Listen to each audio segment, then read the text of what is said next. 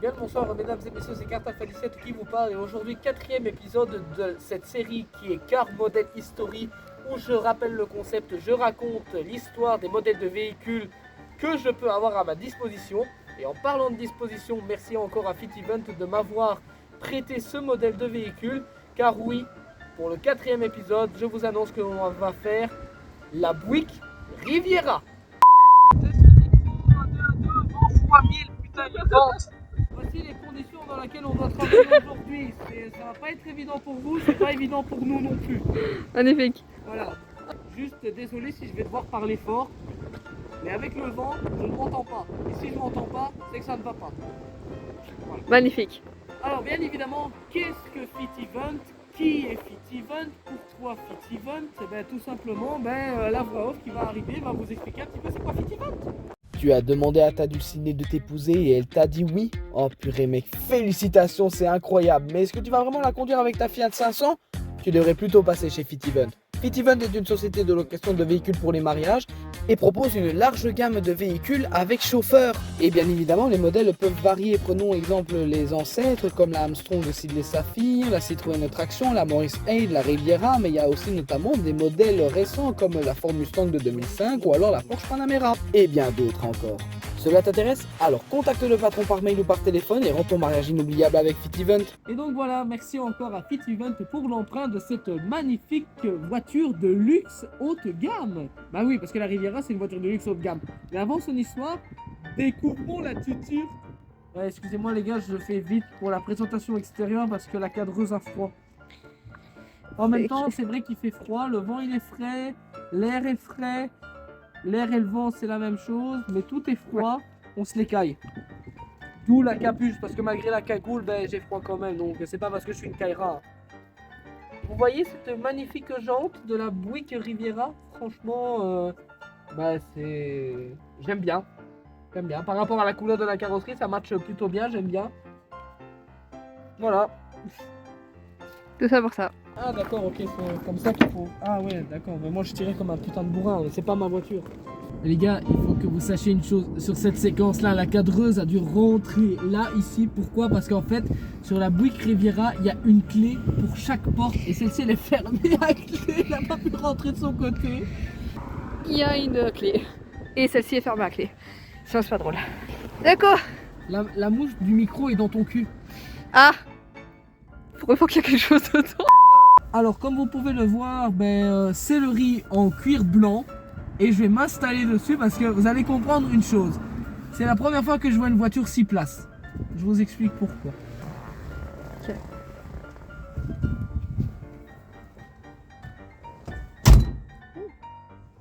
Oh, je me sens comme un riche. Tu pourrais même mettre ta femme ici. Oui, parce que là, ici, on peut facilement mettre un mec dedans. Et oui, si jamais je suis dedans, hein. Je suis assis dans la voiture. Hein. Donc là, ici, il y a 6 places. C'est simple, il y a un mec qui se met là, ici, en plein milieu, parce que là, ici, c'est l'appui-main. Donc ça, c'est pas mal pour mettre ça, voilà. Mais, tu mets ça là, ici, c'est un siège. Tu vois les camionnettes, généralement, les camionnettes utilitaires qu'utilisent souvent les ouvriers, il y a 3 places dedans parce qu'il y a 3 sièges, mais là, c'est pareil, sauf que là, il n'y a pas d'appui-tête, dommage pour celui qui est au milieu. Et il n'y a pas de ceinture. Il y a une ceinture. Non, il n'y a pas de ceinture. Il n'y en a pas. Ah si, il y en a une. Putain, Il y a une attends. ceinture. Arrête tes couilles. Non. Au départ, c'est une vanne. Hein. Attends, elle est où ma ceinture à moi? Elle est là. Elle est là. Attends, ça c'est pour moi. Et Parce elle que est à côté là, à terre. ça, je le sais. Du coup, celle-ci, il y a quelqu'un qui pourrait réellement, genre tranquillement, Il y a venir quelqu'un qui... s'asseoir. Attends, mais ta ceinture à toi, elle est où? Attends.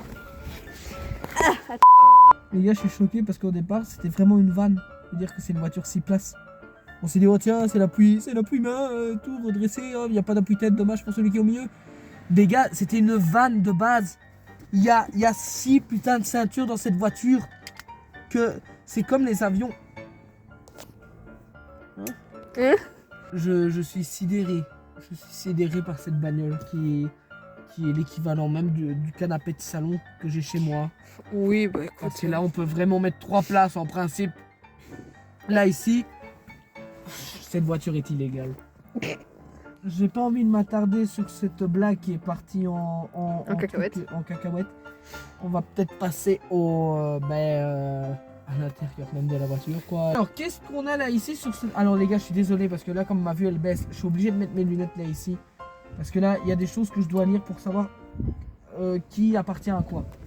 Alors là, ici au niveau du tableau de bord, on peut constater qu'il y a beaucoup d'indications, dont notamment un compteur qui est quand même assez symbolique de l'époque. Il y a notamment, ça je ne sais pas du tout ce que c'est, là non plus. Là, Speed Alert. Alerte de vitesse. Ah, à mon avis, c'est un régulateur de vitesse. Je suis sûr et certain que si tu dépasses la vitesse limite, là ça fait bip bip. Alors là ici, forcément, il y a pour aérer, etc. D'ailleurs, il y a beaucoup de jeux, c'est déjà pas normal. Là ici, les lights, à mon avis, ça c'est les phares. Oh, regarde là. Où? Quoi? Ah oui, Tu gères les... la température. sélecteurs, ça c'est pour la chaleur, etc. Normalement, je pense. Non. Oui, c'est ça. Warm, température warm, en fait. Ouais. Plus tu vas là-bas, plus ça va chaud. Plus c'est ça, Ouais. plus ça va froid. Donc là ici, tu gères vraiment tout. Sort de gaz. Le compteur de gaz. d'essence. Ah oui, Ouais, ça se fait marquer jauge, fuel. la jauge à carburant, madame, s'il vous plaît. Oui, la jauge à excusez-moi. carburant. Oui. Ah oui. Et là ici, il y a oil, donc l'huile, gène, la génération. Non, je ne sais pas du tout c'est quoi. Je crois que c'est le générateur. Donc l'électricité, la batterie. Ah, la batterie. Ouais, pas bête. Là ici, c'est... Mais putain, il y a vraiment un truc pour le mec au milieu. En fait, c'est vraiment une putain de scie place. Et là, il y a un suivi pour ici. Et tu sais, soit l'éteindre, ou enfin l'ouvrir, ou C'est ça. voilà. Et là ici, qu'est-ce qu'on a là ici? On a une radio de l'époque qui a carrément les boutons Buick, s'il vous plaît, un minimum. Là, c'est le volume. Oh, bip, là j'éteins. Et sélecteur, voilà, c'est pour... Sélectionner la... On dirait tout par contre la radio de ma grand-mère. Ma grand-mère, elle a encore une radio comme ça qui avec les trucs là ici, avec les trucs rouges là ici. Là, tu vas pas me dire là, que tu en as un parce que Non. tu es en train de me taper le bras. Fun fact. Tu vois ce truc-là? C'est du bois. Mon papy, il a exactement la même chose dans sa voiture. Sur les appuis ici sur les côtés. Et il y a une couche d'époxy dessus. Une couche de quoi? D'époxy. Qu'est-ce que c'est que ça? Du gel en gros, si tu veux. Par contre, le volant, on en parle ou pas du volant là? En cuir, avec ça là ici. Les manettes là, clignotant. ici. Ça c'est le truc pour changer les vitesses normalement. Oh putain, bien vu, j'ai même pas vu qu'il y avait pas... Pourquoi tu crois que tantôt quand je suis rentrée j'ai dit que c'est la seule voiture où tu peux littéralement t'asseoir au milieu sans te prendre un truc dans le cul? C'est vrai que c'est pas bête, j'avais même pas prêté attention à ça, mais en fait, il y a même pas de... Alors, c'est une manuelle, ça c'est sûr et certain. Oui. Attends, ah oui, elle est là. C'est la fameuse pédale pour le frein à main, ça. Voilà. Faut savoir que dans certains modèles de voitures à l'époque, comme par exemple dans des Dodge Challenger, je pense, et même dans certaines Mercedes, il faut savoir qu'il y a des voitures où il n'y a pas 3 pédales mais 4 pédales. Donc embrayage, le frein et l'accélérateur. Mais la 4e pédale, justement, c'est pour le frein à main. Et je pense que là, ici, brake release, la manette qui est là où c'est noté brake release, je pense que ça, c'est pour enlever le frein à main. Oui, ben c'est ça. Ouais. Putain, Libérateur de casse. depuis le temps que je savais cette info, j'avais juste une envie, c'est de la partager sur cette putain de chaîne YouTube et j'y suis arrivé. Merci beaucoup d'avoir écrit Riviera. La voiture t'a fait... Non, laisse le klaxon tranquille. Laisse le klaxon tranquille. Je suis sérieuse. Non, je suis sérieuse. Ne touche pas à ça. Ne touche pas. Hein? Pris en flagrant délit de... Vous voyez, Voilà. vous voyez pas ses yeux, mais une fois que je fais ça, et que j'appuie... Arrête tes conneries. J'adore. T'as quoi? J'aime pas. Alors, je pense que l'une des manettes ça doit être de clignotant alors, et l'autre manette c'est les essuie-glaces. Ouais. Je ne vois que ça. Et là, c'est Changement de sûr et vitesse. certain que c'est le changement de vitesse. C'est Sûr et comme certain. dans certains camions, dans les gros camions. Il y a certains changements de vitesse que c'est des gros bazars Et comme ça. pick-up aussi. Mais ils sont ici au-dessus, en dessous. Oh putain, j'ai pas vu. Quoi? Il y a une horloge. Pardon? Putain, d'horloge. Bon, elle est pas du tout à l'heure. Hein, Oui, mais effectivement, il y a une bon, horloge. effectivement, il y a bel et bien une horloge. Pour Effectivement. l'époque, pour savoir l'heure, ils ont même pas besoin en conduisant et ils conduisent, ils se font ah tiens, oh mais Boum, accident. non, ils ont juste à faire. Ok. c'est l'heure. Ok. Bon, ah T'as vu un nouveau truc? ouais, je remarque que sur le compteur de vitesse, tu as le P de parc, le R de... Oui, c'est des trucs de changement de vitesse, ça. Mais en fait, cette voiture, c'est même pas une manuelle, alors c'est une automatique. Cette voiture, les gars, c'est une... En fait, on découvre. Je connais l'histoire, etc., mais je ne sais pas quel truc c'est. Mais en effet, il n'y a pas d'embrayage, en fait.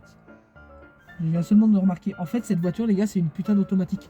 Parce que là, on a le R de marche arrière, on a le R de neutre, on a le D de directionnel. Donc, pour dire qu'elle est en marche. Le L2 et L1, je sais pas du tout ce que Comment c'est. les vitesses, non? Ah oui, oui, c'est ça. C'est ça. Ça, c'est la vitesse 1, la vitesse 2. Et une fois que tu mets le D, là, tu peux partir jusqu'à la vitesse. Je sais même pas combien de rapports est-ce qu'il y a dans cette voiture. En fait, les gars, justement, quand je prépare des concepts de vidéos comme ça, avec les voitures, je fais en sorte de ne pas me spoil pour quand même découvrir des choses, pour pas faire en mode je sais tout. Je découvre, les gars. En plus, c'est la première fois que je monte dans une voiture de luxe haut de gamme de l'époque de 1960. Et on est confortable. On est Pour une ancienne voiture, on est confortable. Tu sais à Même quoi si ça t'en me fait sais. rappeler? Ça me fait rappeler la Mustang. sellerie de la Mustang 2004. Oui. 2005, pardon. Mais dans celle-ci, on est quand même vachement plus à l'aise que la Mustang. C'est vrai que. Mais normal. C'est une voiture de luxe. C'est une voiture de luxe. C'est une voiture de luxe, c'est logique. Qu'est-ce que tu fais? La boîte à cigares. Allume-cigare. La boîte à cigarettes, hein, j'ai envie de dire, avec les cendriers. Les cendriers. Les cendriers, le truc. Oh, t'es trop forte. Qu'est chipoteuse. N'est-ce pas? C'est. Ah oui. Ah, mais tiens, c'est des porte-gobelets, ça. Ah, ben voilà. Mais c'est ça la boîte à gants. Et voilà, qu'est-ce qu'on a là-dedans? Qu'est-ce que c'est que ça? Véhicule solution. Et là, par contre, Riviera by Buick. Comme vous ne l'aurez pas compris. Alors, avant de passer aux choses sérieuses, là ici, je vais vous montrer le moteur. Le propriétaire m'a montré comment faire. Il faut savoir que le capot, il pèse 20 000 milliards de tonnes. Ok, tu réappuies une deuxième fois. Ok, Et tu. deuxième Voilà. ok. Encore une fois. Voilà. Putain de merde! Et le voilà Et en les train de gars, galérer. j'exagère vraiment pas. Ouais, non, il pèse une tonne. Bon. Filme vite. Je t'en supplie, filme vite. Voilà, ça c'est le moteur, les gars. Un V8 assez puissant. De je ne sais pas combien de chevaux. Je n'en ai Et absolument oui, les aucune. phares sont ici. Ah, t'as les papiers? Ouais, j'y ai pensé justement. Ah. Mais les gars, rien de mieux que vous citer un petit peu plus la voiture en ayant les papiers avec bien évidemment les données techniques que je ne vais pas forcément vous montrer parce que je vais juste citer les choses les plus essentielles et on va faire vite parce qu'il commence à pleuvoir et c'est des papiers importants et ce n'est pas ma tuture. Alors, il faut savoir que le moteur c'est 455 chevaux pour combien de poids? 1970 Donc, kilos. une tonne 9.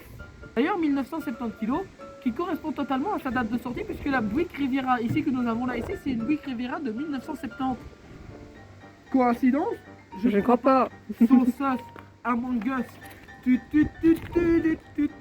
Donc, comme je l'ai dit, moteur V8, donc 8 cylindres avec carburant essence, donc c'est une automatique. Voilà. Quelle est la taille en longueur? Parce qu'elle est quand même impressionnante. Hein. On est sur du... 5,80 m. Ouais, on est sur du 5 mètres, du 5 mètres 525. Ouais. Largeur de 2 mètres 19. Cadreuse chérie, Quoi? pourquoi t'as dit qu'elle faisait 1970 kilos? Bah, c'est le poids qui était noté. Bah non, parce que là je vois poids T'as combien? 2009 kg. 2009, bah, alors qu'on est. À Plus mon avis- élevé À encore. mon avis, t'as mal mis. Non, sur l'autre papier, marqué 1970. Ah, mais cette voiture elle fait 2 tonnes 9. Magnifique.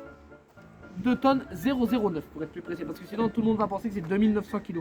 Alors, elle peut atteindre une vitesse maximale de 201 km/h, un réservoir de 79,6 litres. Et voilà, je pense que je n'ai pas forcément besoin de citer plus. Numéro de porte 2. Il y a deux portes. Bah non, il y a 3 portes. Oui, mais. Oui, c'est 2 portes pour rentrer, mais Voilà. voilà, techniquement la voiture c'est une 3 portes puisqu'il y a le coffre. Donc voilà, si jamais la voiture elle est à vendre, vous en saurez un petit peu plus et je vous en ferai de toute façon l'annonce. Oui, sauf que maintenant, elle avez- ne l'est pas. Vous avez tous les détails. Vous savez les gars, à un moment donné, on va tourner des vidéos, il fera moins 10.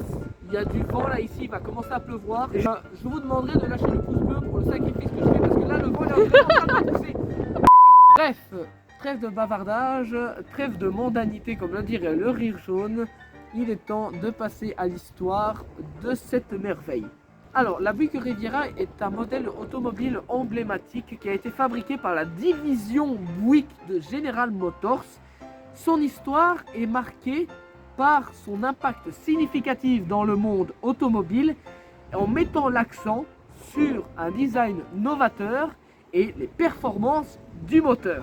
La Buick Riviera a été introduite en 1963 en tant que voiture de luxe haut de gamme. Elle a été développée sous le nom de code XP 715, pardon, autant pour moi, et est le fruit du travail du légendaire designer automobile. J'attends que la voiture passe, parce que à minimum, comme c'est légendaire, c'est le fruit du travail de Bill Mitchell en l'occurrence. Voilà, Bill Mitchell a confectionné le design de cette voiture. Alors, il faut savoir notamment que le... Oh putain, j'en ai marre des voitures. C'est bizarre sorti de la bouche d'un fan de véhicule, j'en ai marre des voitures. Du coup, déjà. Je disais, le design de la Buick Riviera a marqué une révolution avec les conventions de l'époque. Avec sa carrosserie coupée, avec deux portes arborant un toit semi-fastback, avec notamment des phares cachés, comme vous avez pu le constater dans le coffre, qui sont escamotables par le biais d'une manette. À l'intérieur de la voiture, du coup. Oui, c'est ça, voilà, ça rentre. C'est un peu comme la voiture grenouille, la Opel, je ne sais plus quoi. C'est pas le modèle, le je ne sais plus quoi. Ah, un effort, les gars, s'il vous plaît. Il y avait d'autres par rapport à la carrosserie, ça par contre, ça je me rappelle plus. Par rapport à l'avant, si j'ai pas de conneries. Ah oui Pareil. la fameuse calandre qui a été unique avec sa grille en cascade. Il faut savoir que son... Ceci est un appel de détresse de la part de Carte Alpha. Son apparence à la fois élégante et audacieuse a fait sensation, et ce qui lui a permis de développer le style automobile des années 60. Alors le moteur, comme vous avez pu le voir, c'est un V8, donc c'est un moteur qui est quand même assez puissant, ce qui rend la Buick Riviera une voiture de grand tourisme performante. Et au fur et à mesure des années, le moteur de la Buick Riviera a évolué au cours des diverses années, bien évidemment, en termes de puissance et de performance, pour pouvoir satisfaire les clients qui étaient de plus en plus exigeants. La puissance du moteur de cette voiture a permis d'augmenter sa valeur en tant que de son côté sportif, en fait. Donc le côté sportif de la voiture a stonks comme jamais grâce à ce moteur. Voilà. Comme je l'ai dit, la puissance du moteur a permis notamment de valoriser l'image sportive de la voiture, mais ça lui a permis de rivaliser avec d'autres voitures européennes de luxe. Alors, je vous ai dit qu'elle avait un impact significatif dans le monde automobile. Et bien cet impact, il faut savoir qu'elle est de type culturel. Car oui, la Buick Riviera a joué un rôle important dans la culture automobile américaine. Elle est devenue le symbole d'élégance et de style, attirant l'attention des acheteurs voulant avoir une voiture de luxe. Il faut savoir aussi que notamment, la voiture... Attends. Oui, elle est présente dans la culture pop. Ok, voilà, j'allais dire la culture pop, mais c'est populaire en fait. Ouais. Culture pop, c'est populaire. Je vais comprendre la signification de culture pop. La Riviera a notamment eu un impact culturel au point qu'elle a apparu dans certains films et de séries, enfin d'émissions télé, pardon, ce qui a pu tout simplement contribuer à sa renommée. Et quelques exemples de films, il y a Rain Man avec Tom Cruise, il y a notamment Heart to Heart, et il y a, je ne sais plus c'est lequel, avec Clint Eastwood. Il pleut en plus, c'est magnifique. Oh la vache. Dommage. Enfin bref les gars, là ici je sais pas pourquoi sur le script il n'est pas noté, mais voici une voix off des films et des séries télé, d'émissions télé pardon, autant pour moi, dans laquelle a apparu la Buick Riviera. Chauffeur, emmenez-moi jusqu'à la place de la Concorde. Ah, il faut savoir qu'il y a des tablettes à l'arrière des fauteuils. C'est bien ça, c'est pour les gens qui veulent mettre des choses dessus. Donc c'est pas mal.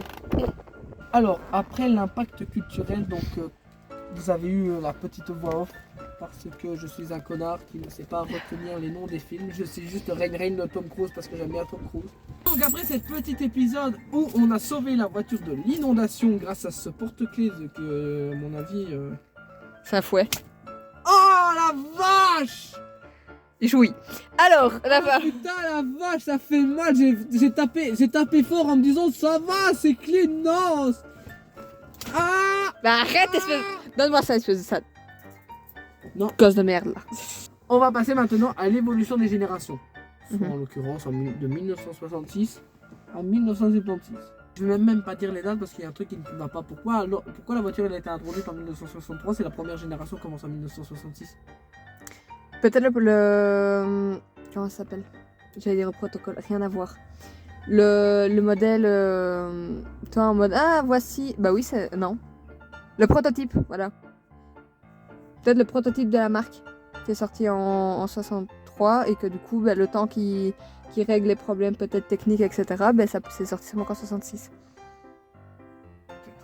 Et au pire, de toute façon, pour peu de personnes qui vont voir la vidéo, sniff. En effet, ça. Non, pour le moment. Donc, du coup, évolution de génération 1966 à 1976. Attends. C'est quoi les grilles? Qui gris? Non, entre les deux sièges. À mon avis, je pense que c'est les enceintes pour la radio. Parce qu'on n'a pas sur les côtés. What the fuck? Attends. Qu'est-ce que c'est que ça? Qu'est-ce que c'est que ça? Non, ça va. On s'en fout, concentre-toi sur Ça ta va. vidéo. Oh! C'est un allume-cigare aussi? Pour les gens qui fument derrière? Arrête tes couilles. Ah ouais, c'est un allume-cigare. J'ai pas envie de l'enlever, c'est un allume-cigare. Et là, c'est le cendrier. Ok, d'accord, c'est bon. J'ai eu ma dose. Je suis content. Ma vie, Ok, elle est faite. Donc, super. il y a deux. Ok. Ben, au moins, tout le monde peut fumer tranquillement dans la voiture, quoi. Cette voiture, c'est une putain de dinguerie. C'est une voiture de luxe en même temps. Au fil des ans, la Buick Riviera a connu plusieurs générations, chacune apportant des mises à jour de style et de performance. La deuxième génération, donc de 1966 à 1967, a introduit un modèle plus grand et plus élégant, tandis que la troisième génération était célèbre pour sa forme musclée et sa puissance accrue. Malheureusement, les amis, après l'évolution des générations, vous savez, toute chose a une fin. Toute personne n'est pas éternelle, comme on le dit si bien, mais notamment pour les modèles de voitures. Car là, ici, je vais vous parler de son déclin et de sa fin de production. Car oui, la demande de ce modèle de véhicule a vraiment fortement baissé, ce qui a conclu à la fin de la production de la Buick Riviera en 1999 et a été remplacé par un autre modèle de véhicule qui s'appelle tout simplement la Buick Lacrosse. Lacrosse. L apostrophe A minuscule, C apostrophe R-O-S-S-E en un mot. Il n'y a pas d'espace, c'est Lacrosse. C'est une petite berline, la photo ça fait juste ici. Mais voilà, j'ai vraiment parlé par contre comme si on était dans un enterrement. Ouais. Et nous allons annoncer notre ami, la Buick Riviera. Tu veux que je te lance un truc? T'as remarqué les bandes de cuir sur les portes? Oui. C'est pour fermer en fait. Tu tires dessus pour fermer la porte. Ça? Non, au-dessus. Sur la bande de bois, Là? t'as une barre, un truc en cuir, tu tires dessus pour fermer la porte. Non, ça c'est pour fermer et déverrouiller la porte. Ça, Qu'est-ce que tu entends par fermer la porte, toi? tu ouvres ta porte avec la poignée qui est là en dessous et tu tires sur la truc là quand t'es à l'intérieur pour fermer ta porte. Ah oui, mais ça je le savais. Ok. 4 ans juste pour dire un truc en mode ouais, je savais en fait. Super. Ouais, ça va. Du coup, celle-là, ta vidéo elle a rallonge. C'est triste, la Riviera est finie. Maintenant, mesdames et messieurs, on va conclure une bonne fois pour toutes parce que la cadreuse elle a faim déjà aussi pour commencer. Oui, j'avoue que. Donc on va raccourcir pour lâcher un pouce bleu pour la cadreuse qui a faim. Un pouce bleu, un repas. Non, je déconne. Ça sera abusé ça. Non par les gars, contre. franchement, allez, vous savez quoi? Vous lâchez un pouce bleu et je dois payer un repas. Donc mettez 10 000, elle va avoir 10 000 repas. Si on En fait fait, 10 je 000 bouffe à vie, il est likes, gratuit si quoi. on fait 10 000 likes en 24 heures, je lui donne 10 000 plats. Chose qui n'arrivera pas, donc je n'aurai pas à bouffer. Les gars, faites tout pour. Ben oui, la Cross est une berline de taille moyenne qui a été conçue pour répondre aux besoins changeants du marché automobile avec un accent sur le confort, l'efficacité et la technologie. Elle a été introduite en 2004 pour remplacer la Buick Suntory et la Buick Riviera notamment. Commercialisée comme une berline élégante et moderne destinée à attirer la clientèle large que la Riviera qui a été axée sur le segment des voitures de luxe et haut de gamme. Voilà, on s'en fout. Super. Ceci est un humain et non pas un robot. La Riviera Buick, donc la Buick Riviera, je sais pas pourquoi, est-ce que dans le script je l'ai noté à l'envers, a été conçue pour rivaliser avec d'autres voitures de luxe haut de gamme, tant américaines que étrangères. Bah oui, parce que, rappelez-vous, je l'ai dit que sa sportivité, due à son moteur, pouvait rivaliser avec des voitures européennes de luxe. Elle a été conçue pour concurrencer la Ford Thunderbird, la Chrysler Imperial, la Cadillac Eldorado, la Lincoln Continental, la Mercedes-Benz Classe S et la Jaguar XJ. T'as déjà entendu parler de XJ? Moi j'ai entendu Mercedes RS, TDI, XJ, XJ? Extrême Jérémy. Non. Eh ben les gars, là-dessus, c'était la Buick Riviera. Ok, au revoir Buick Riviera. Et elle est bouffée en cul. Ça restait à la caméra. Faut savoir que c'est une magnifique voiture. J'ai eu l'honneur, encore une fois, grâce à Fittiven, de monter dans une voiture assez exceptionnelle. C'est ça que j'ai l'impression que Fittiven, ils ont que des voitures qui ont des impacts hyper importants. Ouais. Celle-ci, la Morris, ça a permis à des familles d'avoir leur propre véhicule personnel pour la première fois. Mm. Celle-ci a permis notamment de, je sais pas, de pouvoir déjà définir le style des années 60. Ouais. Déjà pour commencer. Je vais pas dire la première voiture de luxe parce que je sais pas. Mais en tout cas, c'est une belle voiture de luxe quand même pour l'époque. Hein. C'est pas la première. Non, La mais première c'est une s'affiche belle. actuellement sur votre écran avec le nom, etc. Tu vois, qu'il y a la place pour. Mais forcément, il y a 6 places. On peut mettre 1000 voitures dans cette voiture. Si tu penses que je vais me casser les couilles en montage à faire 1000 voitures vraiment dans cette putain de bagnole, je vais pas le faire.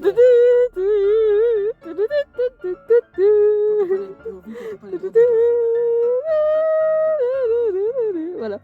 Je sais pas si je dois le mettre dans le bêtisier ou si je dois le mettre dans la vidéo, dans la vidéo. Aussi, notamment, vous savez quoi? Je vais essayer là ici de me renseigner. Donc, il y aura une autre voix off où, forcément, comme c'est une voiture de luxe, elle a sans doute contribué à faire le trajet de certaines célébrités de l'époque.